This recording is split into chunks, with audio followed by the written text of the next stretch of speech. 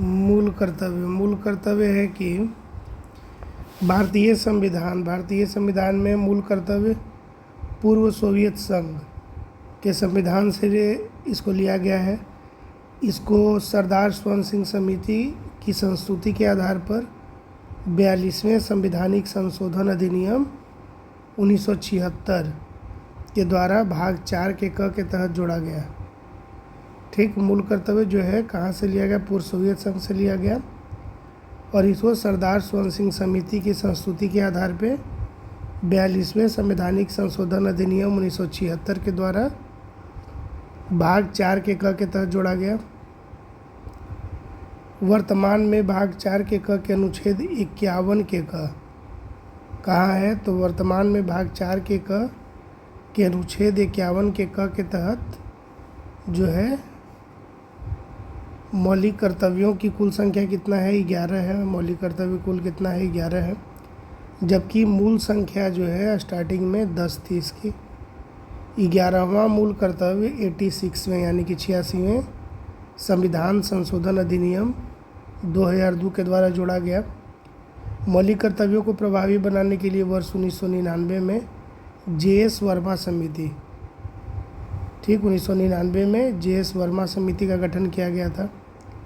अनुच्छेद 51 के क में मूल कर्तव्य भारत के प्रत्येक नागरिक का यह कर्तव्य होगा कि पहला, संविधान का पालन करें और उसके आदर्श संस्थाओं, राष्ट्रध्वज, राष्ट्रगान का आदर करें।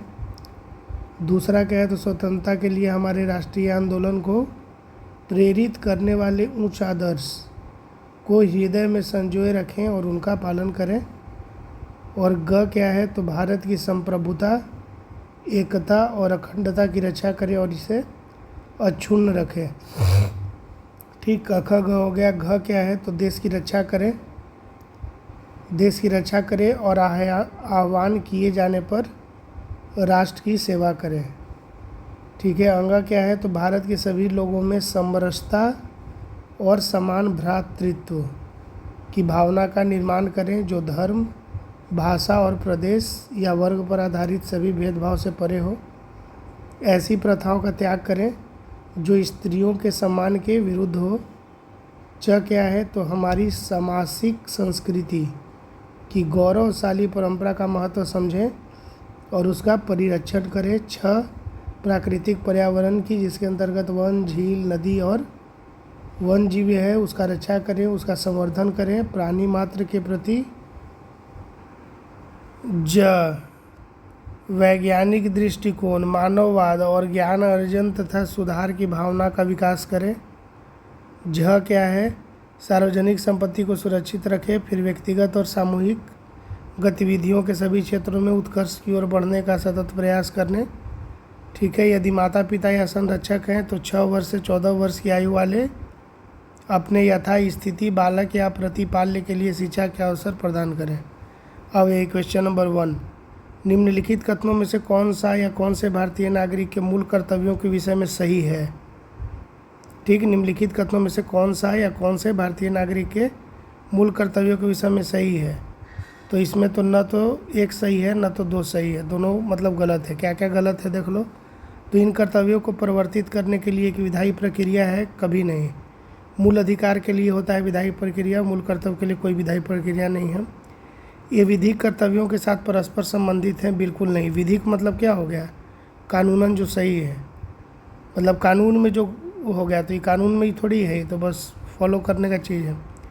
इम्पॉर्टेंट पॉइंट इसमें पढ़ लीजिए कि भारतीय संविधान के भाग 4 के क के तहत अनुच्छेद 51 के क के अंतर्गत मूल कर्तव्यों का प्रावधान है। किसके समिति के सिफारिश पर लागू किया गया? स्वर्ण सिंह समिति। कब लागू किया गया? 42वें संवैधानिक संशोधन अधिनियम 1976, ठीक है, उसके द्वारा जोड़ा गया। ठीक है ना। नागरिक इन कर्तव्यों का पालन करने के लिए नैतिक रूप से बाध्य हैं। नैतिक, कानूनी रूप से नहीं, नैतिक रूप से बाध्य हैं। मन करता है तो कीजिए, नहीं मन करता है तो मत कीजिए, लेकिन करिएगा तो बढ़िया रहेगा। नीति निर्देशक सिद्धांतों की तरह ये भी न्यायोचित नहीं है। जैसे नीति निर्देशक का सिद्धांत है उसी की तरह ये भी है, न्यायोचित नहीं है। मतलब ऐसा नहीं कि उल्लंघन करने पे जेल हो जाएगा आपको या कोई कानूनी कार्रवाई होगा, ये सब नहीं है। चलिए क्वेश्चन नंबर 2, निम्नलिखित में से किसकी संस्तुति पर भारतीय संविधान में मूल कर्तव्य शामिल किया गया? तो स्वर्ण सिंह समिति। निम्नलिखित में से किसकी संस्तुति पर भारतीय संविधान में मूल कर्तव्य शामिल किया गया? स्वर्ण सिंह समिति। पढ़ ही लिया हम लोग। क्वेश्चन नंबर 3 क्या है? निम्न में से किस एक कमेटी आयोग ने संविधान में मूल कर्तव्यों को सम्मिलित करने हेतु संस्तुति की थी? तो वही बात है स्वर्ण सिंह समिति। ठीक। क्वेश्चन नंबर 4 है कि संविधान में मूल कर्तव्य को जिसकी सिफारिश पर सम्मिलित किया गया, तो वही बात हो गया स्वर्ण सिंह समिति। क्वेश्चन नंबर 5, किस संवैधानिक संशोधन के द्वारा भारतीय संविधान में नागरिकों के मूल कर्तव्य को शामिल किया गया? तो शुरू से नहीं था मूल कर्तव्य, इसको शामिल किया गया 42वें संवैधानिक संशोधन 42वें संवैधानिक संशोधन 1976 में। क्वेश्चन नंबर 6, भारत की प्रभुता, एकता और अखंडता की रक्षा करना और उसे अक्षुण्ण रखने के मूल कर्तव्य को किस स्थान पर रखा गया है? तो तीसरे स्थान पर रखा गया है। ठीक। भारत की प्रभुता, एकता और अखंडता की रक्षा करने के लिए, उसे अक्षुण्ण रखने के लिए मूल कर्तव्य को किस स्थान पर रखा गया है? तीसरे स्थान पर रखा गया है। भारत की प्रभुता, एकता और अखंडता की रक्षा करने और उसे अक्षुण्ण रखने के लिए मूल कर्तव्य को किस स्थान पर रखा गया है? तीसरे स्थान पर रखा गया है। ठीक है, ठीक ना। अनुच्छेद 51 के क के तहत तीसरे स्थान अर्थात उपखंड ग में बोला गया है कि भारत की प्रभुता, एकता और अखंडता की रक्षा करना है। ठीक है। क्वेश्चन नंबर 7, मूल कर्तव्यों का उल्लेख संविधान में कब किया गया? क्वेश्चन नंबर 7 क्या है? मूल कर्तव्यों का उल्लेख संविधान में कब किया गया? तो 42वें संवैधानिक संशोधन में। मूल कर्तव्यों का उल्लेख संविधान में कब किया गया? 42वें संवैधानिक संशोधन में किया गया। ठीक। 42वें संवैधानिक संशोधन अधिनियम 1976 के द्वारा डाला गया। क्वेश्चन नंबर 8, भारतीय संविधान के किस अनुच्छेद में 42वें संवैधानिक संशोधन विधेयक के द्वारा मूल कर्तव्यों को सम्मिलित किया गया? ठीक, तो वही 51 की है में। क्वेश्चन नंबर 9, संविधान में मौलिक कर्तव्यों को कब सम्मिलित किया गया? 1976 में। क्वेश्चन नंबर 10, संविधान में नागरिकों के मूल कर्तव्यों की व्यवस्था 42वें संवैधानिक संशोधन के द्वारा किस वर्ष, किस ईयर में पूछ रहा है? तो वही है 1976। क्वेश्चन नंबर 11, भारत के संविधान के किस भाग में मौलिक कर्तव्य किस भाग में है? तो अभी हम लोग पढ़े ना, 4 के कम है, 4 में नहीं है, 4 के कम है। क्वेश्चन नंबर 12, मूल कर्तव्य भारत के संविधान के किस भाग में है? तो वही हो जाएगा 4 के कम है। क्वेश्चन नंबर 13, निम्नांकित में कौन स्वर्ण सिंह समिति 1976 के सदस्य रहे हैं? तो नीचे ऑप्शन दिया गया है, उसमें हमको बताना है कि इनमें से कौन लोग हैं जो स्वर्ण सिंह समिति जो बना था उसके ये लोग क्या थे? मेंबर थे। तो ये हो जाएंगे आपके AR अंतुले, SS रे और CM Stephen. AR Antulay, SS Ray और CM Stephen. AR Antulay, SS Ray और CM स्टीफन हो जाएंगे। क्वेश्चन नंबर 14, किस संविधान संशोधन के द्वारा भारतीय नागरिकों के लिए 10 मूल कर्तव्य संविधान में जोड़े गए? तो 42वें में जोड़े गए। किस संविधान संशोधन के द्वारा भारतीय नागरिकों के लिए 10 मूल कर्तव्य संविधान में जोड़े गए? तो संवैधानिक संशोधन था 42वां, लेकिन उसमें 10 ही मूल कर्तव्य था। ठीक। क्वेश्चन नंबर 15, भारत के नागरिकों के मूल कर्तव्यों का विवरण संविधान के किस भाग में दिया गया है? तो वही हो जाएगा 4 के कम में। भारतीय संविधान के किस अनुच्छेद में भारतीय नागरिकों के मूल कर्तव्य शामिल है? किस अनुच्छेद में? 51 का खाली वही चीज़ रिपीट कर रहा है। 42वें संवैधानिक संशोधन के 10 आचार आदेशों को किस नाम से जाना जाता है? ठीक, तो ये थोड़ा सा अलग कर दिया है। 42वें संवैधानिक संशोधन के 10 आचार दे देगा कि 10 आचार आदेश में, और उसको किस नाम से भी जाना जाता है? तो उसको हम लोग बोलते हैं मौलिक कर्तव्य। और यही मौलिक कर्तव्य क्या है? मूल कर्तव्य है। क्वेश्चन नंबर 18, क्वेश्चन नंबर 18 है कि निम्नलिखित में से कौन सा एक संवैधानिक संशोधन मौलिक कर्तव्यों से संबंधित है? निम्नलिखित में से कौन सा एक संवैधानिक संशोधन मौलिक कर्तव्यों से संबंधित है? तो 42वां। ठीक, निम्नलिखित में से कौन सा एक संवैधानिक संशोधन मौलिक कर्तव्यों से संबंधित है? 42वां। निम्नलिखित में से कौन सा एक संवैधानिक संशोधन मौलिक कर्तव्य? तो 42वां हो जाएगा। क्वेश्चन नंबर 19, भारत के संविधान में मौलिक कर्तव्य किस संविधान संशोधन के द्वारा जोड़ा गया? 42वें संवैधानिक संशोधन के द्वारा जोड़ा गया। क्वेश्चन नंबर 20, 42वें संवैधानिक संशोधन अधिनियम 1976 से भारतीय संविधान में एक नया अध्याय जोड़ा गया, उसको बोलते हैं मौलिक कर्तव्य। मौलिक कर्तव्यों से संबंधित निम्नलिखित में से कौन सा कथन सही नहीं है? बताना है कि इसमें से कौन गलत है। तो उन्हें परमादेश के द्वारा प्रभावी बनाया जा सकता है? बिल्कुल नहीं। परमादेश किसके लिए आता है? रीट, जिसको बोलते हैं हम लोग। रीट आता है सिर्फ और सिर्फ फंडामेंटल राइट यानी कि मौलिक अधिकार के लिए, ठीक ना, मौलिक अधिकार के लिए, मौलिक कर्तव्य के लिए नहीं आता है। सही क्या क्या है? तो उन्हें संवैधानिक प्रक्रिया से ही बढ़ाया जा सकता है, बिल्कुल सही। अस्पष्ट विधियों की व्याख्या के लिए उनका उपयोग किया जा सकता है, ये भी सही है। जहाँ पे डाउट हो रहा है कि लॉ जो बनाए हैं, जिनको डाउट हो रहा है कि इसका क्या इंटरप्रिटेशन होगा, उसके व्याख्या में दिक्कत हो रहा है, परेशानी हो रहा है, तो वो जो आइडिया लेंगे इसे आइडिया ले सकते हैं। किसी विशिष्ट कर्तव्य का पालन करना संवैधानिक कानून के क्षेत्र में आता है जिसे न्यायालय निश्चित करता है, ठीक। 22 नंबर है कि भारतीय संविधान के अंतर्गत निम्नलिखित में से कौन सा मौलिक कर्तव्य नहीं है? भारतीय संविधान के अंतर्गत निम्नलिखित में से कौन सा मौलिक कर्तव्य नहीं है? तो आम चुनाव में मतदान, ये मौलिक कर्तव्य नहीं है। तो क्या क्या है? वैज्ञानिक दृष्टिकोण की भावना का विकास मौलिक कर्तव्य है। सार्वजनिक संपत्ति की सुरक्षा, ये भी मौलिक कर्तव्य है। संविधान का पालन तथा इसके आदर्शों का सम्मान, ये भी क्या है? मौलिक कर्तव्य की कैटेगरी में आता है। क्वेश्चन नंबर 23, निम्नलिखित में से भारत में मौलिक कर्तव्य कौन है? तो हमारी मिली जुली संस्कृति की समृद्ध विरासत को संरक्षित करना, ठीक। हमारी मिली जुली संस्कृति की जो समृद्ध विरासत है उसको संरक्षित करना। न्यायपालिका से कार्यपालिका का पृथकीकरण, ये नहीं है मौलिक कर्तव्य। बच्चों के लिए मुफ्त एवं अनिवार्य शिक्षा, ये भी मौलिक कर्तव्य नहीं है। छुआछूत की परंपरा को समाप्त करना, ये भी मौलिक कर्तव्य नहीं है। लेकिन हमारी मिली जुली हुई संस्कृति की समृद्ध विरासत को संरक्षित करना, ये क्या है? मौलिक कर्तव्य है। क्वेश्चन नंबर 24, एक नागरिक के मूल कर्तव्यों में निम्न में से कौन सा कर्तव्य सम्मिलित नहीं है? एक नागरिक के मूल कर्तव्यों में निम्न में से कौन सा कर्तव्य सम्मिलित नहीं है? तो अस्पृश्यता मिटाने की ओर प्रयास करें, नहीं, ये तो हमारा फंडामेंटल राइट ही है। तो क्या क्या है? प्राकृतिक पर्यावरण की रक्षा, ये हमारा मूल कर्तव्य है। उसका संवर्धन करना, ये सब मूल कर्तव्य है। स्वतंत्रता के लिए हमारे राष्ट्रीय आंदोलन को जो प्रेरित करने वाले उच्च आदर्श, उसको संजोए रखें और उनका पालन करें, ये सब मूल कर्तव्य है। वैज्ञानिक दृष्टिकोण, मानववाद और ज्ञानार्जन तथा सुधार की भावना का विकास करें, सब क्या है? मौलिक कर्तव्य में आता है। क्वेश्चन नंबर 25, निम्न में से कौन भारतीय संविधान के अंतर्गत मौलिक कर्तव्यों में सम्मिलित नहीं है? तो ग्राम पंचायतों के गठन में सहायता करना, ये सब नहीं है मौलिक कर्तव्य।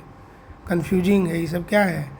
क्या है कि ग्राम पंचायत कहाँ आता है? एक तो नीति निर्देशक सिद्धांत में आ जाता है, ठीक, तो इसमें है ही नहीं। और इसके लिए ऑलरेडी बहुत सारा प्रोविज़न है, तो इसका यहाँ पे देने का कोई है ही नहीं। क्या क्या है? तो देश और राष्ट्र की रक्षा करना एवं राष्ट्र की सेवा करना, हमारी सामासिक संस्कृति की गौरवशाली परंपरा का महत्व समझना और उसका परिरक्षण करना, सार्वजनिक संपत्ति को सुरक्षित रखना एवं हिंसा से दूर रखना। कि हॉस्पिटल में जाके जो लोग तोड़फोड़ करते हैं तो किस चीज़ का ही उल्लंघन हो रहा है? अगर कोई सार्वजनिक संपत्ति को सुरक्षित नहीं रख रहा है, हिंसा कर रहा है, तो मौलिक कर्तव्य का उल्लंघन हो रहा है वहाँ पे। क्वेश्चन नंबर 26, भारतीय संविधान में निम्नलिखित में से किस कर्तव्य को मौलिक कर्तव्य के रूप में निर्धारित किया गया है? तो देश की रक्षा करना है, हमारी सामासिक संस्कृति की गौरवशाली परंपरा का परिरक्षण, और क्या हो जाएगा? तो सार्वजनिक संपत्ति की सुरक्षा करना, ये तीनों है हमारा मौलिक कर्तव्य है। तीनों हमारा क्या है? मौलिक कर्तव्य हो जाएगा। क्वेश्चन नंबर 27, भारतीय संविधान द्वारा प्रदत्त नागरिकों के मूल कर्तव्यों में निम्नलिखित में से क्या है और क्या है? भारतीय संविधान के द्वारा प्रदत्त नागरिकों के मूल कर्तव्य में निम्नलिखित में से क्या है? तो 1, 3, 4। एक है मिश्रित संस्कृति की समृद्ध विरासत की रक्षा, मिश्रित संस्कृति की समृद्ध विरासत की रक्षा, वैज्ञानिक मनोदशा और खोज की भावना का विकास, वैज्ञानिक मनोदशा और खोज की भावना का विकास, व्यक्तिक और सामूहिक कार्यकलापों के सभी क्षेत्रों में उत्कृष्टता के लिए प्रयत्न, व्यक्तिक और सामूहिक कार्यकलापों के सभी क्षेत्रों में उत्कृष्टता के लिए प्रयत्न। क्वेश्चन नंबर 28, निम्न में से किस एक का संरक्षण भारतीय नागरिक का मूल कर्तव्य है? निम्न में से किस एक का संरक्षण भारतीय नागरिक का मूल कर्तव्य है? तो वन्य प्राणी। क्वेश्चन नंबर 29, भारत के प्रत्येक नागरिक का कर्तव्य होगा कि प्राकृतिक पर्यावरण का संरक्षण एवं सुधार। तो अनुच्छेद 51 के क में ही है, भारत के प्रत्येक नागरिक का यह कर्तव्य होगा कि प्राकृतिक पर्यावरण का संरक्षण करे, उसमें सुधार लाए। तो 4 के क के 51 के क के तहत जो मूल कर्तव्य है उसका ही पाठ है। क्वेश्चन नंबर 30, निम्नांकित में से कौन एक गलत है? निम्नांकित में से कौन गलत है भाई? तो मूल कर्तव्य मौलिक अधिकारों का हिस्सा है, बिल्कुल भी नहीं। ठीक, सही क्या है? तो मूल कर्तव्य मौलिक अधिकारों का भाग नहीं है, सही है। भारतीय संविधान के भाग 4 के क में मौलिक कर्तव्य गिनाए गए हैं, ये भी सही है। अनुच्छेद 51 के क में प्रत्येक भारतीय नागरिक के मौलिक कर्तव्यों की व्याख्या है, ये भी सही है। क्वेश्चन नंबर 31, निम्नलिखित में से कौन सा एक मौलिक कर्तव्य नहीं है? तो राष्ट्रीय महत्व के स्थानों और स्मारकों की रक्षा करना। ठीक, ये नहीं है मौलिक कर्तव्य। राष्ट्रीय महत्व के स्थानों और स्मारकों की रक्षा करना मौलिक कर्तव्य नहीं है। क्या क्या है? राष्ट्रगान का सम्मान, राष्ट्रगान का सम्मान क्या है? मौलिक कर्तव्य है। राष्ट्रीय संपत्ति का बचाव, ये भी है मौलिक कर्तव्य। प्राकृतिक वातावरण का संरक्षण और सुधार, ये भी क्या है? मौलिक कर्तव्य है। क्वेश्चन नंबर 32, निम्नलिखित में से कौन सा तत्व भारतीय संविधान के भाग 4 के क यानी कि मूल कर्तव्य में वर्णित नहीं है? ठीक, तो ए और बी तो है, इसमें कौन नहीं है? सी है। अपने माता पिता और गुरुओं का आदर करना मूल कर्तव्य में, इसके बारे में नहीं लिखा गया है, करना चाहिए लेकिन लिखा हुआ नहीं है। क्वेश्चन नंबर 33, जैसे भारतीय संविधान के अंतर्गत निम्नलिखित में से कौन सा मूल कर्तव्य नहीं है? भारतीय संविधान के अंतर्गत निम्नलिखित में से कौन सा मूल कर्तव्य नहीं है? तो कौन नहीं है भाई? तो लोक चुनाव में मतदान करना। लोक चुनाव में मतदान करना, तो ये सब कहीं नहीं लिखा हुआ है कि क्या है मूल कर्तव्य। क्या क्या है भाई? वैज्ञानिक प्रवृत्ति विकसित करना, ठीक है। सार्वजनिक संपत्ति की सुरक्षा करना, ये भी मौलिक कर्तव्य है। संविधान के प्रति निष्ठावान रहना और उसके आदर्शों का सम्मान करना, ये भी है हमारा मौलिक कर्तव्य। क्वेश्चन नंबर 34, निम्नलिखित युग्मों में कौन एक सुमेलित नहीं है? आपको ये बताना है कि कौन जो है सुमेलित नहीं है। तो देखिए पकड़ा गया ना, भाग 5 में डाल दिया मूल कर्तव्य, कहाँ होना चाहिए? 4 के कम है, तो ये जो है सुमेलित नहीं है। बाकी जो सही है वो देख लीजिए, भाग 2 में है नागरिकता, कोई शक? कोई शक नहीं, भाग 2 में नागरिकता है। भाग 3 में क्या है? मूल अधिकार, कोई शक नहीं, नो डाउट। भाग 4 में क्या है? तो राज्य की नीति के निदेशक तत्व, और 4 के क में क्या है? तो मूल कर्तव्य, क्या है? मूल कर्तव्य है, ठीक है। 4 के क में, ठीक। 4 में क्या है? राज्य की नीति निदेशक तत्व है, ठीक। 3 में क्या है? 3 में क्या है? मूल अधिकार। क्वेश्चन नंबर 35, भारत की प्रभुता, एकता और अखंडता की रक्षा करें और उसे अक्षुण्ण रखें, यह उपबंध किसमें किया गया है? तो मूल कर्तव्य में कहा गया है कि भारत की प्रभुता, एकता और अखंडता की रक्षा करें और उसे अक्षुण्ण रखें। क्वेश्चन नंबर 36, क्वेश्चन नंबर 36 क्या है कि भारतीय संविधान में कितने मौलिक कर्तव्य हैं? भारतीय संविधान में कितने मौलिक कर्तव्य हैं? तो 11 हैं, ठीक है, 11 हैं। क्वेश्चन नंबर 37 में सूची 1-2 को सुमेलित करना है, तो 2 4 1 3, 2 4 1 और फिर हो जाएगा आपका 3, ठीक। तो इसमें है कि अंतर्राष्ट्रीय विधि के प्रति आदर बढ़ाना, अंतर्राष्ट्रीय विधि के प्रति आदर बढ़ाना 51 के ग में है, ग में। ठीक, प्राणियों के प्रति दया भाव रखना अनुच्छेद 51 के क के 6 में है। ज्ञानार्जन और सुधार की भावना का विकास करना अनुच्छेद 51 के क के ज में है।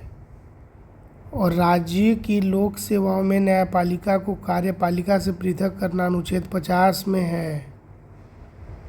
अनुच्छेद 50 में राज्य के लोक सेवाओं में न्यायपालिका को कार्यपालिका से पृथक करना, इसका ट्रिक है 50-50, अलग अलग कर दीजिए, 50-50 कर दीजिए। लोक सेवाओं में न्यायपालिका और कार्यपालिका 50-50 हो गया। चलिए, अब है हमारा नेक्स्ट टॉपिक, उसका नाम है राष्ट्रपति। ये हो गए हमारे राष्ट्रपति साहब। ठीक, तो भारत का राष्ट्रपति देश का क्या होता है? प्रथम नागरिक। ठीक, तो हमारा ट्रिक बन गया राष्ट्रपति का पकानी कोका द्वयोदशम। क्या बन गया? पकानी कोका द्वयोदशम बन गया। ठीक, पकानी कोका द्वयोदशम बन गया ना। तो इसमें क्या है? इसमें है प से राष्ट्रपति का पद होगा और 52 से शुरू होगा। बस इसमें ये याद रखना है कि राष्ट्रपति कहाँ से शुरू होगा? 52 से शुरू होगा। और इंड कहाँ करेगा? तो इंड तो याद रहेगा, 61 महाभियोग होता है, वहाँ पे इंड कर जाएगा। तो पकानी कोका द्वयोदशम, प से क्या हो जाएगा? 52 में राष्ट्रपति का पद। का से हो जाएगा कार्यपालिका का प्रधान होता है। ठीक, इसमें कंफ्यूज नहीं करना, ही नहीं कि पहले पद तो फिर कार्यकाल होगा, नहीं। यहाँ पे का से क्या हो जाएगा? कार्यपालिका का प्रधान। और नी से क्या होगा? निर्वाचन। कैसे उनका निर्वाचन होगा? पकानी, फिर कोका, तो पहला को से हो जाएगा कोटा, कोका, फिर का से क्या हो जाएगा? कार्यकाल। पकानी कोका खत्म हो गया, फिर दू से हो जाएगा दोबारा जब नियुक्ति होगा। यो यानी कि 58 में योग्यता। फिर दशा है, किस किस दशा में उनको हटाया जा सकता है। फिर स से हो जाएगा शपथ और म से हो जाएगा महाभियोग। ठीक, म से क्या हो जाएगा? महाभियोग हो जाएगा। तो प्रथम नागरिक होता है अनुच्छेद 52 के अनुसार भारत का एक राष्ट्रपति होगा। अनुच्छेद 53 के तहत संघ की समस्त कार्यपालिका शक्ति जो है राष्ट्रपति में निहित होगी। इस शक्ति का प्रयोग करके वह संविधान के अनुसार स्वयं या अपने अधीनस्थ अधिकारियों के द्वारा करेगा। मतलब इसमें शॉर्ट में याद रखना है कि पकानी कार्यपालिका 53 में क्या है कि संघ की कार्यपालिका का प्रधान कौन होंगे? हमारे राष्ट्रपति साहब हो गए। ठीक, फिर है निर्वाचन 54 में। तो 54 के अनुसार राष्ट्रपति का निर्वाचन एक निर्वाचन मंडल के द्वारा होता है। आर्टिकल 54 क्या कहता है कि राष्ट्रपति का निर्वाचन एक निर्वाचक मंडल के द्वारा होता है। राष्ट्रपति के निर्वाचक मंडल में संसद के दोनों सदन यानी कि राज्यसभा और लोकसभा के निर्वाचित सदस्य और राज्य विधानसभाओं के निर्वाचित सदस्य शामिल होते हैं। बहुत इंपॉर्टेंट पॉइंट है। ठीक, मतलब राष्ट्रपति का जो निर्वाचन होगा उसमें सिर्फ और सिर्फ जो सेलेक्टेड मेंबर हैं यानी कि जो निर्वाचित सदस्य हैं, लोकसभा के भी, राज्यसभा के भी और विधानसभा के भी, सब उसमें पार्टिसिपेट करेंगे। फिर है कि 70वें संवैधानिक संशोधन अधिनियम 1992, 70वां संवैधानिक संशोधन अधिनियम कब आया? 1992 में आया। तो 70वें संवैधानिक संशोधन अधिनियम कब हुआ? 1992 में हुआ, प्रभावी हुआ 1995 में। इसके द्वारा क्या किया गया कि दिल्ली और पुडुचेरी विधानसभाओं के निर्वाचित सदस्यों को भी, दिल्ली और पुडुचेरी विधानसभाओं का जो निर्वाचित सदस्य को भी निर्वाचक मंडल में शामिल किया गया।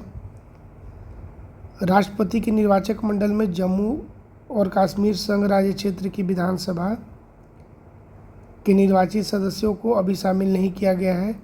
हालांकि जम्मू और कश्मीर राज्य के रूप में उसकी विधानसभा के निर्वाचित सदस्य निर्वाचक मंडल में शामिल थे। ठीक है, कौन भाग नहीं लेते हैं? तो राष्ट्रपति के चुनाव में मनोनीत सदस्य एवं विधान परिषद के सदस्य भाग नहीं लेते हैं, याद रखिएगा।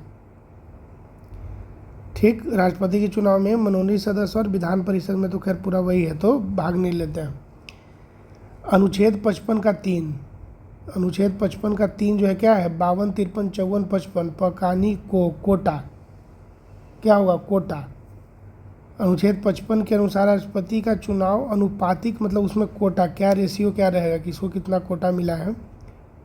तो राष्ट्रपति का चुनाव अनुपातिक प्रतिनिधित्व के अनुसार एकल संक्रमणीय मत और गुप्त मतदान के द्वारा होता है। ठीक, राष्ट्रपति का चुनाव अनुपातिक प्रतिनिधित्व के अनुसार एकल संक्रमणीय मत और गुप्त मतदान के द्वारा होता है।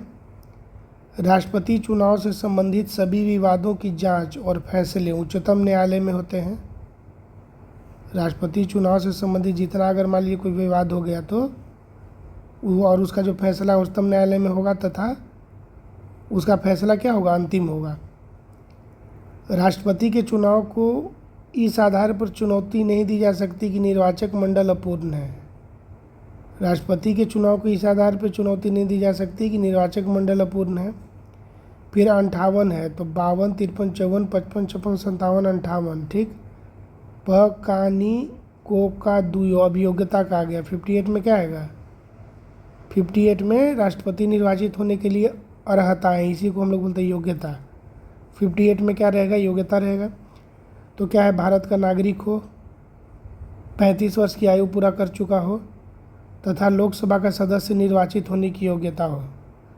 तो हम क्या है, हम इतना सुपर क्वालिफाइड आदमी हैं लेकिन इसके बावजूद हम राष्ट्रपति नहीं बन सकते हैं। क्यों? मेरे अंदर तो हर तरह का क्वालिटी है लेकिन इसके बावजूद भी हम राष्ट्रपति नहीं बन सकते हैं, क्योंकि हम भारत का नागरिक तो हैं, लोकसभा का सदस्य निर्वाचित होने की योग्यता है, लेकिन मैंने 35 वर्ष की आयु को भी पूरा नहीं किया है। ठीक, राष्ट्रपति के चुनाव में नामांकन के लिए उम्मीदवार के कम से कम 50 प्रस्ताव, ये भी हैं हमारे पास। राष्ट्रपति के चुनाव में नामांकन के लिए उम्मीदवार के कम से कम 50 प्रस्तावक और 50 अनुमोदक होने चाहिए। तो ये हमेशा है, लेकिन फिर भी हम राष्ट्रपति नहीं बन सकते हैं। क्यों? क्योंकि 35 वर्ष की आयु पूरा हम नहीं कर सकते हैं। बाकी उसके अलावा सारा चीज़ है, 50 प्रस्तावक भी हैं, 50 अनुमोदक भी हैं, मुझ में लोकसभा का सदस्य निर्वाचित होने की योग्यता भी है। लेकिन अनुच्छेद 58 के अनुसार 35 वर्ष की आयु हमने पूरी नहीं की है, तो हम राष्ट्रपति जो है नहीं बन सकते। चलिए, भारत के राष्ट्रपति नाम देखिए। सबसे पहले बने हमारे बिहार के श्री डॉक्टर राजेंद्र प्रसाद। खैनी खा के एग्जाम देते थे राजेंद्र बाबू, तो डॉक्टर राजेंद्र प्रसाद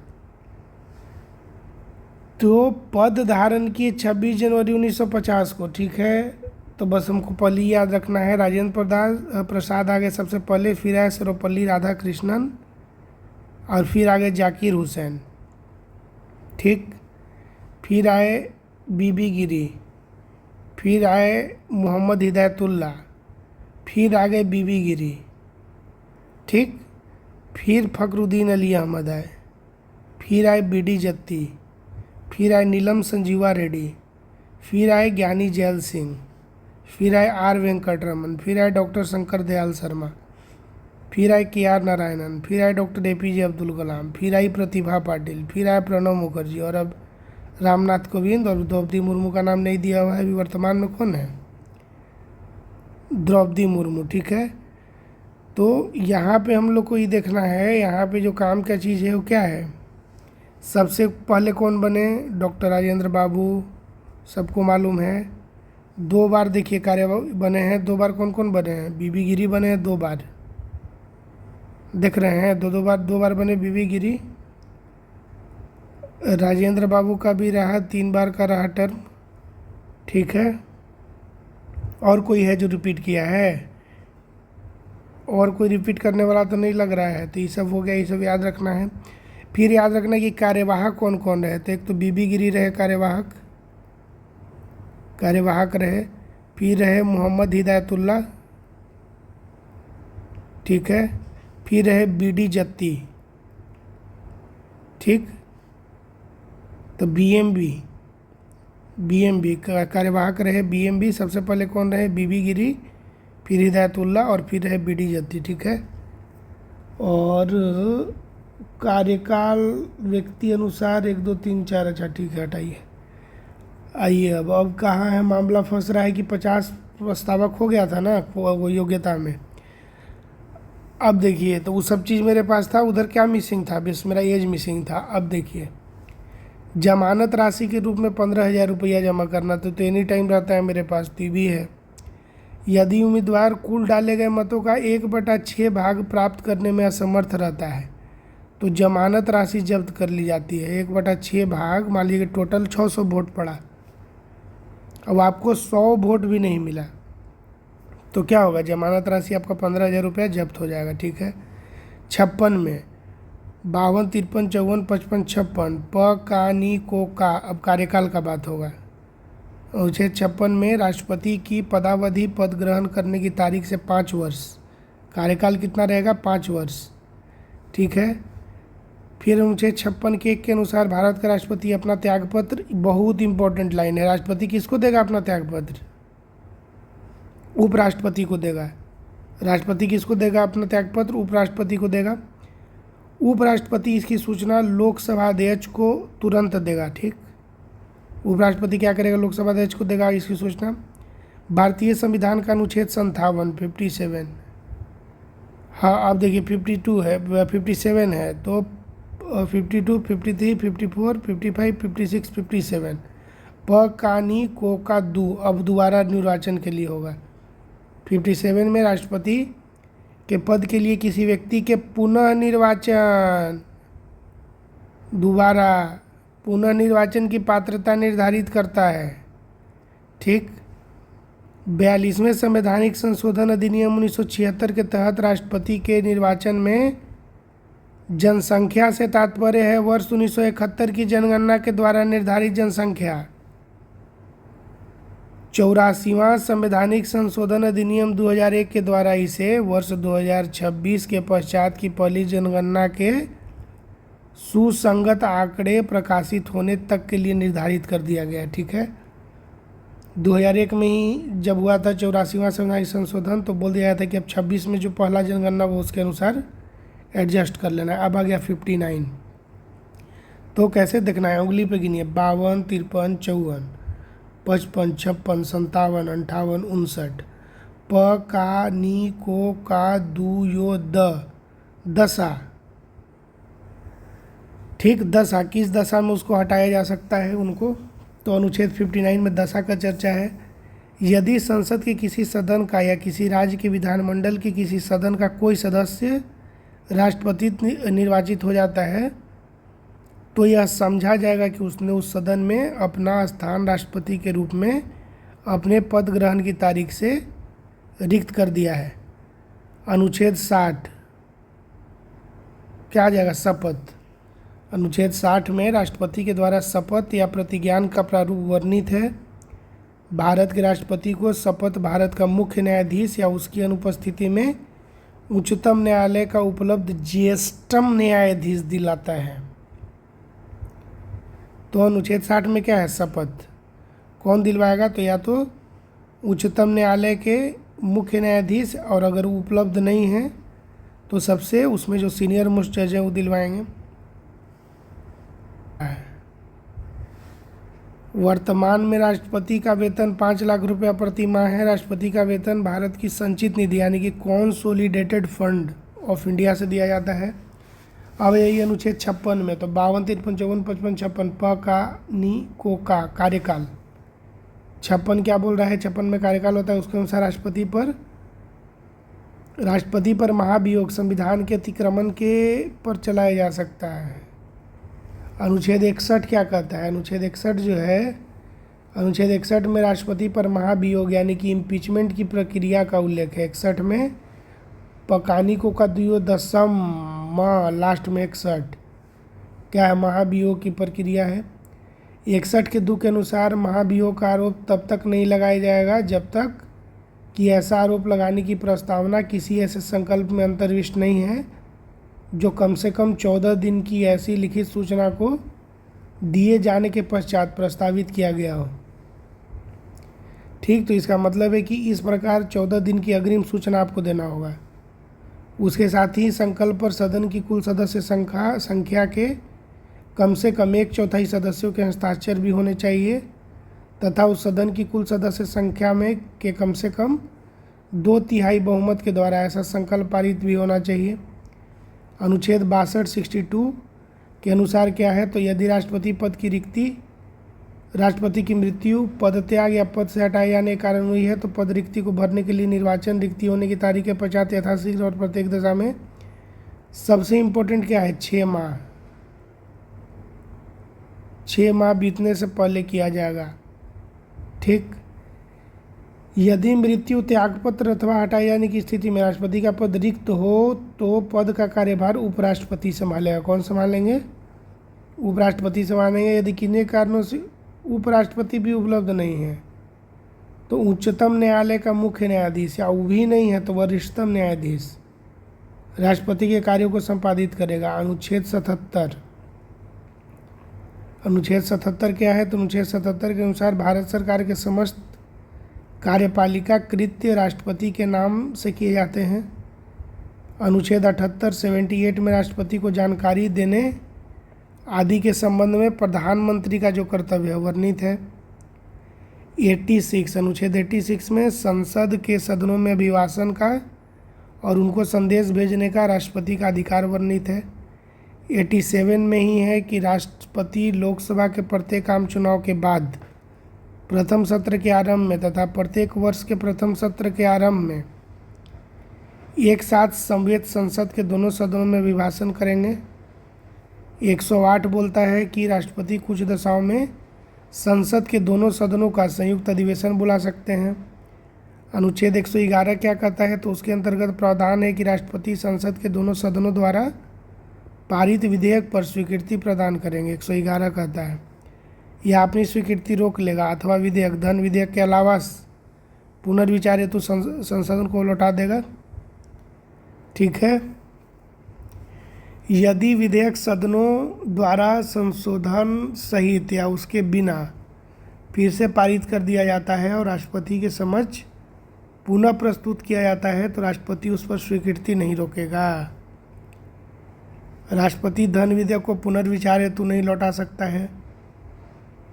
बहुत इम्पोर्टेंट, राष्ट्रपति जो है धन विधेयक को पुनर्विचार हेतु नहीं लौटा सकता है। वस्तुतः धन विधेयक सदन में राष्ट्रपति की पूर्व अनुमति से ही प्रस्तुत किया जाता है। जो धन विधेयक है वह सदन में राष्ट्रपति की पूर्व अनुमति से ही प्रस्तुत किया जाता है।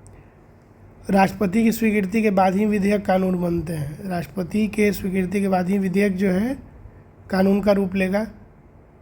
अनुच्छेद 123 के तहत राष्ट्रपति को अध्यादेश जारी करने की शक्ति प्रदान की गई है, जो बहुत इम्पोर्टेंट है। अनुच्छेद 123 के तहत राष्ट्रपति को अध्यादेश जारी करने की शक्ति प्रदान की गई है। अनुच्छेद 72 के तहत भारत के राष्ट्रपति को क्षमादान की शक्ति, बहुत इम्पोर्टेंट,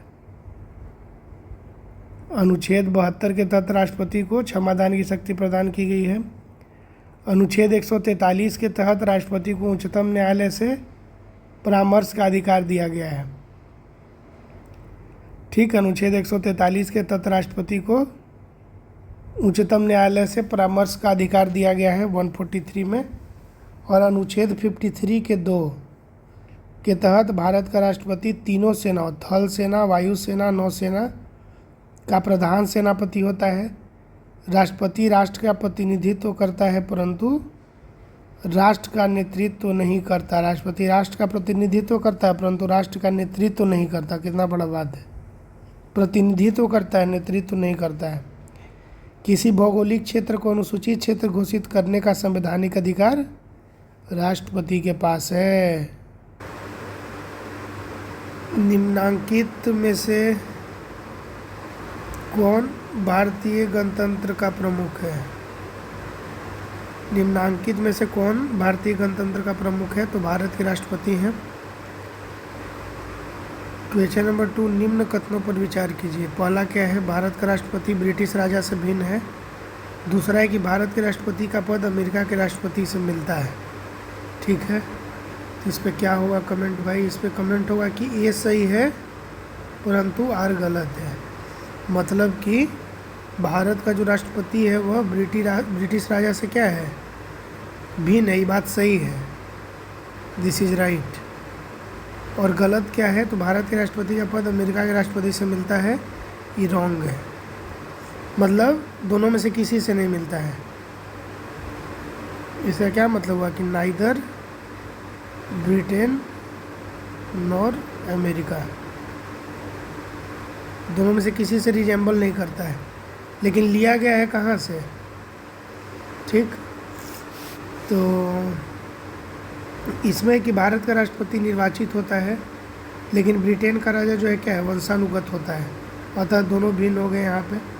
फिर है कि भारत का राष्ट्रपति नाम मात्र का प्रमुख है, लेकिन अमेरिका का जो राष्ट्रपति है वह वास्तविक प्रमुख है, अतः ये दोनों भिन्न है, ठीक है।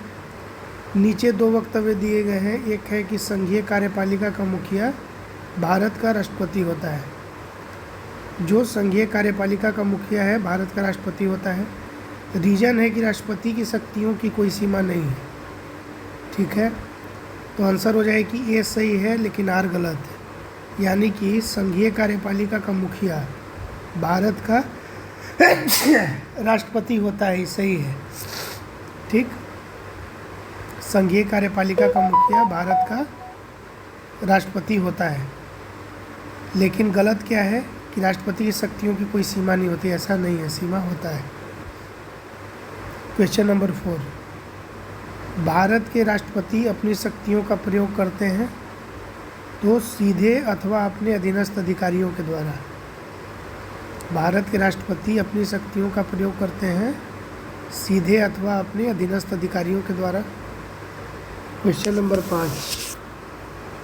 5 नंबर है, भारत का कार्यपालिका अध्यक्ष यानी कि एग्जीक्यूटिव हेड कौन होता है। भारत का एग्जीक्यूटिव हेड कौन होता है, तो राष्ट्रपति। भारत का कार्यपालिका अध्यक्ष यानी कि एग्जीक्यूटिव हेड कौन होता है, भारत के राष्ट्रपति होते हैं। क्वेश्चन नंबर 6 है, संविधान के निम्नलिखित अनुच्छेदों में किस एक के अंतर्गत संघ की कार्यपालिका शक्तियाँ राष्ट्रपति में निहित हैं, तो 53 अनुच्छेद 53 कहता है, ठीक।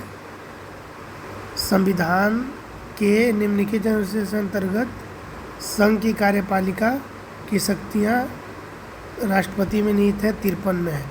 पकानी को का दियोदशम में था ना 52, 53 में क्या था, कार्यपालिका का प्रधान। तो कार्यपालिका से रिलेटेड जो भी होगा संघ कार्यपालिका की शक्ति वो राष्ट्रपति में निहित होगा। 7 नंबर, भारतीय संविधान में समस्त कार्यपालिका शक्तियाँ निहित है, तो वही हो जाएगा फिर राष्ट्रपति में ही कार्यपालिका की सारी शक्तियाँ निहित है।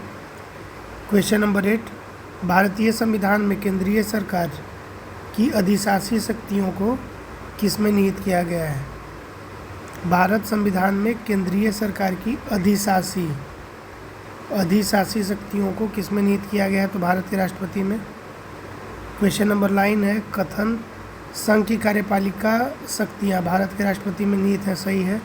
रीजन है कि कार्यपालिका शक्तियाँ सरकार का व्यवसाय चलाने से संबंधित है, बिल्कुल गलत। तो 9 का आंसर क्या हो जाएगा, बी हो जाएगा। बी यानी कि ए और आर दोनों सत्य हैं, सत्य दोनों हैं, लेकिन आर जो है सही स्पष्टीकरण नहीं है ए का। मतलब कि कार्यपालिका शक्तियाँ सरकार का व्यवसाय चलाने से संबंधित है, लेकिन यह कारण नहीं है कि कार्यपालिका का जो शक्ति है वह राष्ट्रपति में निहित होता है। क्वेश्चन नंबर 10, कथन है कि रक्षा बलों का सर्वोच्च कमांड राष्ट्रपति में निहित है, ठीक है, सही है। रीजन है कि प्रधान सेनापति की हैसियत से राष्ट्रपति की शक्तियाँ विधायी नियंत्रण से स्वतंत्र हैं, तो इसमें भी ये सही हो जाएगा और आर गलत हो जाएगा। सही क्या हो जाएगा कि रक्षा बलों का सर्वोच्च कमांड राष्ट्रपति में निहित है, सही है। प्रधान सेनापति की हैसियत से राष्ट्रपति की शक्तियाँ विधायी नियंत्रण से स्वतंत्र है, तो गलत है।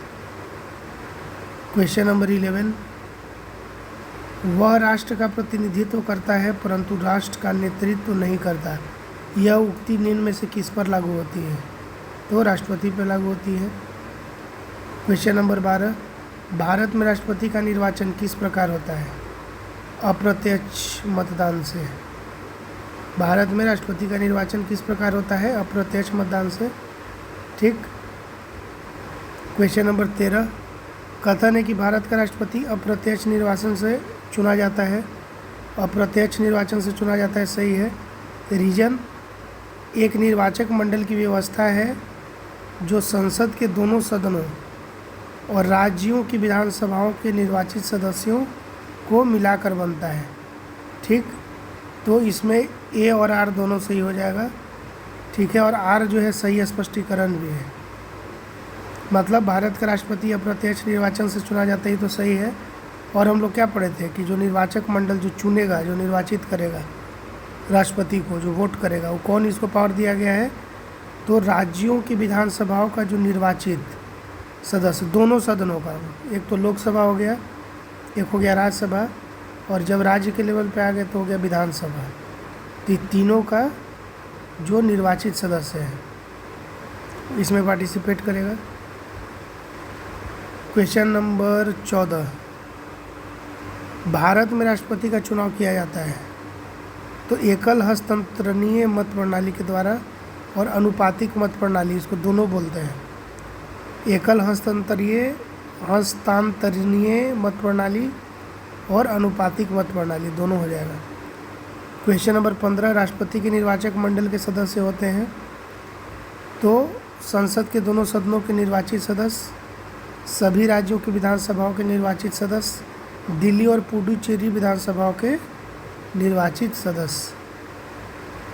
क्वेश्चन नंबर 16, भारतीय संविधान के 17वें संशोधन के द्वारा भारत के राष्ट्रपति के चुनाव में जिन 2 केंद्र शासित प्रदेशों को भाग लेने का अधिकार दिया गया वे हैं, तो दिल्ली और पुडुचेरी, हम लोग पढ़े थे। ठीक, 17वां जो हुआ संवैधानिक संशोधन, उसके द्वारा भारत के राष्ट्रपति के चुनाव में 2 केंद्र शासित प्रदेश को भाग लेने का अधिकार दिया गया, एक दिल्ली और एक पुडुचेरी। क्वेश्चन नंबर 17, निम्नलिखित में से कौन भारत के राष्ट्रपति के निर्वाचन हेतु निर्वाचक गण में सम्मिलित नहीं है, तो राज्यों की विधान परिषदों के निर्वाचित सदस्य, राज्यों की विधान परिषदों के निर्वाचित सदस्य जो है नहीं है एलिजिबल। क्वेश्चन नंबर 18, निम्नलिखित में से कौन राष्ट्रपति के निर्वाचन हेतु निर्वाचक गण के सदस्य हैं, नीचे दिए गए कूट से सही उत्तर चुनिए। ठीक, तो इसमें कूट ऊपर नीचे है इसलिए स्टार दिया हुआ है। ठीक है, संसद के दोनों सदनों के सभी सदस्य, ये तो होगा ही होगा। राज्य विधानसभाओं के सभी निर्वाचित सदस्य, ये भी होगा। संघ राज्य क्षेत्रों की विधानसभाओं के सभी निर्वाचित सदस्य, तो इसमें सबको नहीं दिया गया। ठीक, ये गलत हो जाएगा। सभी राज्यपाल तथा उपराज्यपाल, ये भी गलत हो जाएगा। ठीक, तो 1 और 2 तो है आंसर में, 1 2 3, 1 2 4 होना चाहिए। राज्यपाल को लगता है होता है, वो पता नहीं, डाउटफुल है, छोड़ दीजिए। क्वेश्चन नंबर 19, भारत के राष्ट्रपति के चुनाव मंडल में कौन कौन सम्मिलित होते हैं, कौन कौन होंगे, तो उपयुक्त में से कोई नहीं, उपयुक्त में से 1 से अधिक। ठीक, तो राज्यसभा के सभी निर्वाचित सदस्य होंगे, लोकसभा के भी निर्वाचित सदस्य होंगे, इसके भी विधानसभाओं के सभी सदस्य नहीं होंगे। संसद के दोनों सदनों के सभी निर्वाचित सदस्य एवं राज्य विधानसभाओं के सभी निर्वाचित सदस्य आते ही होंगे। क्वेश्चन नंबर 20, भारत में राष्ट्रपति के चुनाव के लिए चुनाव मंडल के सदस्य होते हैं तो लोकसभा के चुने हुए सदस्य, राज्यसभा के चुने हुए सदस्य, राज्य विधानसभा के चुने हुए सदस्य। ठीक, विधान परिषद तो नहीं होगा, लोकसभा, राज्यसभा और विधानसभा। क्वेश्चन नंबर 21, भारत के राष्ट्रपति चुने जाते हैं राज्यसभा, लोकसभा और राज्यों की विधानसभाओं के निर्वाचित सदस्यों के द्वारा।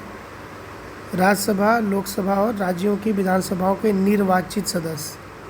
ठीक, क्वेश्चन नंबर 22, भारत का राष्ट्रपति चुना जाता है तो वही हो जाएगा, पूरा कहानी सेम है। क्वेश्चन नंबर 23, निम्नलिखित में से कौन राष्ट्रपति के चुनाव प्रकरण के लिए सही नहीं है, तो क्या सही नहीं है, निर्वाचक मंडल के अपूर्ण होने के आधार पर राष्ट्रपति का चुनाव स्थगित किया जा सकता है, गलत। निर्वाचक मंडल के अपूर्ण होने के आधार पर जो है राष्ट्रपति का चुनाव स्थगित नहीं किया जा सकता है। क्वेश्चन नंबर 24, भारत के राष्ट्रपति के उम्मीदवार के प्रस्ताव का अनुसमर्थन किया जाना चाहिए कम से कम, तो इसमें क्या था, 50 था ना, 50 निर्वाचक और 50 क्या था, अनुमोदक था, तो इस कोई किसी ऑप्शन में नहीं है। क्वेश्चन नंबर 25, निम्न कथनों पर विचार कीजिए। भारत में राष्ट्रपति चुनाव के निर्वाचक मंडल में पहला, विधानसभा के निर्वाचित सदस्य के मत का वैल्यू देखो कैसे निकलेगा। राज्य का जनसंख्या, उसको डिवाइड कर देंगे हम राज्य की विधानसभा में निर्वाचित सदस्यों की संख्या और उसको गुना कर देंगे 100 से, ठीक। और जो सांसद है संसद सदस्य है, उनका वैल्यू कैसे निकलेगा, तो सभी निर्वाचित विधानसभा सदस्यों के मतों का कुल वैल्यू, ठीक, डिवाइडेड बाई निर्वाचित संसद सदस्यों की कुल संख्या। और आखिरी चुनाव में 5 मत आते, पता नहीं इसमें से कौन सही है, तो केवल 2, यानी कि जो संसद सदस्य वाला है सिर्फ वही सही है, पहला गलत है।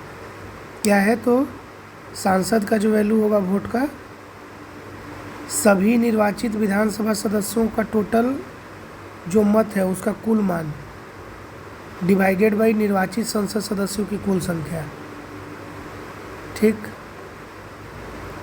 क्वेश्चन नंबर 26, भारत के राष्ट्रपति के निर्वाचन के संदर्भ में निम्नलिखित कथनों पर विचार कीजिए। पहला है कि प्रत्येक एमएलए के वोट का मूल्य अलग अलग राज्यों में अलग अलग होता है, बिल्कुल सही। लोकसभा के सदस्यों के वोट का मूल्य राज्यसभा के सदस्यों के वोट के मूल्य से अधिक होता है, तो इसमें हो जाएगा केवल 1, ठीक, केवल 1 सही है। प्रत्येक एमएलए जो है उसके वोट का जो वैल्यू है क्या होगा, डिफरेंट होगा, ठीक। लेकिन गलत क्या है कि लोकसभा के सदस्यों के वोट का मूल्य राज्यसभा के सदस्यों के वोट के मूल्य से अधिक होता है, गलत। सांसद का 1 होगा और एमएलए का 1 होगा। क्वेश्चन नंबर 27, राष्ट्रपति के निर्वाचन में राज्य का मुख्यमंत्री मतदान करने का पात्र नहीं होता यदि, तो यदि वह राज्य विधानमंडल में उच्च सदन का सदस्य हो। राष्ट्रपति के निर्वाचन में राज्य का मुख्यमंत्री मतदान करने के लिए पात्र नहीं होगा, कब, यदि वह राज्य विधानमंडल में उच्च सदन का सदस्य हो। जैसे अगर अभी इलेक्शन हो जाए तो नीतीश कुमार वोट नहीं कर सकते हैं, क्या है कि नीतीश कुमार चुन के नहीं आए हैं, विधान परिषद के थ्रू जाएंगे, तो उनको अधिकार नहीं दिया, क्या कि निर्वाचित नहीं है। क्वेश्चन नंबर 28, भारत के राष्ट्रपति के चुनाव में राज्य की विधानसभा के प्रत्येक निर्वाचित सदस्यों के वोटों की संख्या उस राज्य की जनसंख्या को विधानसभा की कुल निर्वाचित सदस्य संख्या द्वारा विभाजित कर प्राप्त भागफल की 1000 के गुणकों के बराबर होती है। वर्तमान स्थिति 1997 में जनसंख्या से तात्पर्य किस वर्ष की जनगणना के द्वारा यथा अभिनिश्चित जनसंख्या से है, तो 1971 की जनसंख्या से है। क्वेश्चन नंबर 29, राष्ट्रपति के उम्मीदवार के लिए क्या आवश्यक नहीं है, पढ़ा लिखा हुआ। जरूरी नहीं कि कोई पढ़ा लिखा हुआ व्यक्ति जो है राष्ट्रपति के उम्मीदवार के लिए, मतलब वो कोई आवश्यकता नहीं है। क्वेश्चन नंबर 30, भारतीय राष्ट्रपति के विषय में निम्नलिखित कथनों पर विचार कीजिए, ठीक। तो इसमें आपको बताना है कौन सही है, तो इसमें सिर्फ 2 सही है। उसे 35 वर्ष की उम्र पूरी कर लेनी चाहिए, उसे 35 वर्ष की उम्र पूरी कर लेनी चाहिए। क्वेश्चन नंबर 31, एक सांसद अथवा विधानसभा का सदस्य राष्ट्रपति निर्वाचित हो सकता है, परंतु एक सांसद अथवा विधानसभा का सदस्य जो है राष्ट्रपति निर्वाचित हो सकता है, परंतु निर्वाचित होने के तुरंत उपरांत अपनी सदस्यता छोड़नी होगी। निर्वाचित होने के तुरंत उपरांत अपनी सदस्यता उसको छोड़नी होगी। क्वेश्चन नंबर 32, भारतीय संविधान का कौन सा अनुच्छेद राष्ट्रपति के पद के लिए पुनर्निर्वाचन की योग्यताएं निर्धारित करता है। भारतीय संविधान का कौन सा अनुच्छेद राष्ट्रपति के पद के लिए पुनर्निर्वाचन यानी कि दोबारा, तो प का नी को का दू, तो क्या आ गया 52, 53, 54, 55, 57 हो जाएगा, 57 हो जाएगा। अनुच्छेद 57 दोबारा निर्वाचन जो है वो अनुच्छेद 57 में है। क्वेश्चन नंबर 33, अगर भारत के राष्ट्रपति के चुनाव में कोई विवाद है तो उस विवाद को सौंपा जा सकता है, सीधे जाएगा भारत के सर्वोच्च न्यायालय में, भारत के सर्वोच्च न्यायालय में जाएगा। और ये अनुच्छेद है 71, अनुच्छेद 71 के अनुसार भारत के सर्वोच्च न्यायालय को सौंपा जाएगा। क्वेश्चन नंबर 34, राष्ट्रपति 5 वर्ष तक अपने पद पर रहता है, ठीक, अपने पद ग्रहण के दिन से। क्वेश्चन नंबर 35, भारत के राष्ट्रपति अपना त्यागपत्र किसको संबोधित करके देते हैं, तो उपराष्ट्रपति। क्वेश्चन नंबर 36, भारत का राष्ट्रपति अपना त्यागपत्र किसको सौंपेगा, भारत के उपराष्ट्रपति को देगा। क्वेश्चन नंबर 37, भारत के राष्ट्रपति को उसके पद से हटाया जा सकता है संसद के द्वारा। बहुत इंपॉर्टेंट, भारत के राष्ट्रपति को उसके पद के द्वारा हटाया जा सकता है संसद के द्वारा। क्वेश्चन नंबर 38, भारतीय संविधान के किस अनुच्छेद के तहत महाभियोग चलाया जा सकता है। महाभियोग एक अलग प्रक्रिया है, हटाना एक अलग प्रक्रिया है। महाभियोग जो है अलग है। अगर किसी के पास वोट नहीं है, मान लीजिए कि अभी भारतीय जनता पार्टी का सरकार है, अभी उसका राष्ट्रपति है, लेकिन अगर कांग्रेस जीतने लगी और ऐसा समय आ जाए कि कांग्रेस के पास ज़्यादा वोट हो जाए तो हटा देगा, राष्ट्रपति को चेंज कर देगा।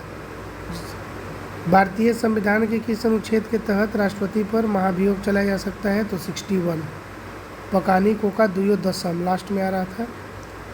क्वेश्चन नंबर 39, भारत के राष्ट्रपति को महाभियोग द्वारा हटाने की प्रक्रिया निम्नलिखित में से किस अनुच्छेद में वर्णित है।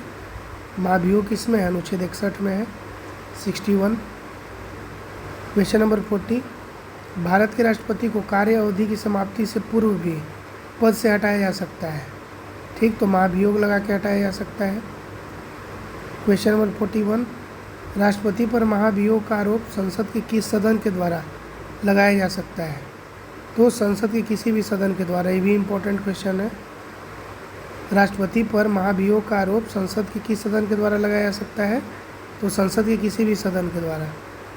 क्वेश्चन नंबर 42, भारतीय संविधान के निम्नलिखित अनुच्छेदों में कौन सा भारतीय राष्ट्रपति पर महाभियोग, तो महाभियोग किस में आएगा, 61 में आएगा। क्वेश्चन नंबर 43, निम्न में से भारत के राष्ट्रपति पर महाभियोग लगाने का अधिकार किसको है, तो संसद का दोनों सदन जो है वो कर सकता है। क्वेश्चन नंबर 44, संविधान के उल्लंघन के आधार पर राष्ट्रपति के विरुद्ध किसके द्वारा महाभियोग लगाया जा सकता है, संसद के दोनों सदनों के द्वारा। क्वेश्चन नंबर 45, भारत के राष्ट्रपति पर महाभियोग चलाने के लिए कम से कम कितने दिन पूर्व की सूचना आवश्यक है, तो कम से कम 14 दिन पहले। अगर आपको राष्ट्रपति पे महाभियोग चलाना है तो कम से कम 14 दिन पहले उनको सूचना देना होगा। क्वेश्चन नंबर 46, निम्नलिखित में से कौन सा भारत के राष्ट्रपति के निर्वाचक गण का तो भाग है परंतु उसके महाभियोग अधिकरण का भाग नहीं है, तो राज्यों का विधानसभा। बहुत इम्पोर्टेंट, कन्फ्यूजिंग भी है, ठीक। तो ये क्या कर रहा है कि निर्वाचक गण का हिस्सा होगा, लेकिन महाभियोग जो है उसमें राज्य का विधानसभा का कोई रोल नहीं है, ठीक। वो जब भी लगेगा तो लोकसभा या राज्यसभा लगा सकती है, विधानसभा से नहीं शुरू हो सकता है। क्वेश्चन नंबर 47, भारत के राष्ट्रपति के महाभियोग की प्रक्रिया क्या है, तो ये एक अर्ध न्यायिक प्रक्रिया है। क्या है, अर्ध न्यायिक प्रक्रिया है। भारत के राष्ट्रपति का महाभियोग की प्रक्रिया क्या है, अर्ध न्यायिक प्रक्रिया है। क्वेश्चन नंबर 48, राष्ट्रपति का रिक्त स्थान भर लिया जाना चाहिए 6 महीने के अंदर। राष्ट्रपति का रिक्त स्थान भर लेना चाहिए 6 महीने के अंदर। क्वेश्चन नंबर 49, पदासीन राष्ट्रपति की पदावधि की समाप्ति से भिन्न किसी कारण से उत्पन्न होने वाली रिक्ति की दशा में रिक्ति भरने के लिए निर्वाचन अवश्य हो जाना चाहिए रिक्ति होने की तिथि से 6 माह के भीतर, ठीक। 6 माह के अंदर उसको किसी को सेलेक्ट कर लेना है या इलेक्ट कर लेना है, इलेक्ट ही करना है, सेलेक्ट थोड़ी होगा। क्वेश्चन नंबर 50, भारत में राष्ट्रपति की मृत्यु, पद त्याग अथवा हटाए जाने पर पद में हुई रिक्ति को भरने की समय सीमा क्या है?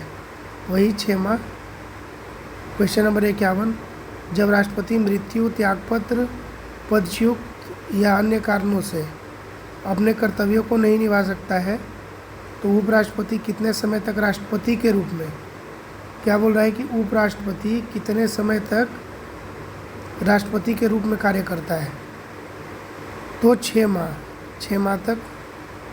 क्वेश्चन नंबर 52, यदि मृत्यु, त्यागपत्र अथवा हटाए जाने की स्थिति में भारत के राष्ट्रपति का पद रिक्त हो जाए तो उस पद का कार्यभार कौन संभालेगा?